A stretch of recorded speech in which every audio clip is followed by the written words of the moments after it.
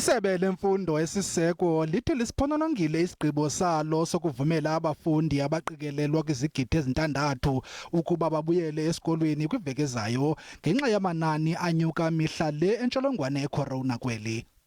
Kungoku nje elisebe lithi ngabafundi baka-grade R, ugrade 6 nograde 11 kuphela abazakubuyela esikolweni kulandela ukufakana imilomo nebhunga labaphathiswa.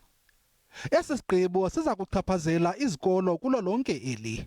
It was felt that it would be in the best interest of the learners, the teachers and parents and the sector as a whole to only allow 3 grades to go back on Monday. And these are grade R, grade 6 as well as grade 11.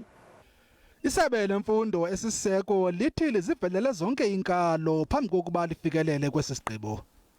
The decision was influenced by the lessons of the past 4 weeks of learners having returned to school, grade 7 and 12, and input came through on what had been taking place in schools in terms of the movement of learners in the school, but also the attendance of teachers and the management of the cases that had been emerging from different provinces in schools.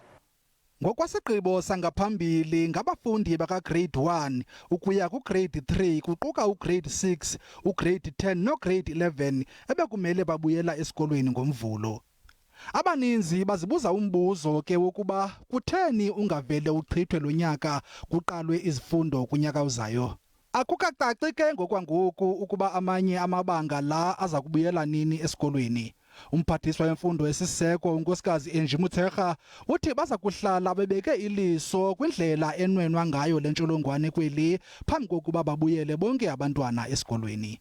Kwiindaba ze-SABC ndingusivuyile Mdyokolo.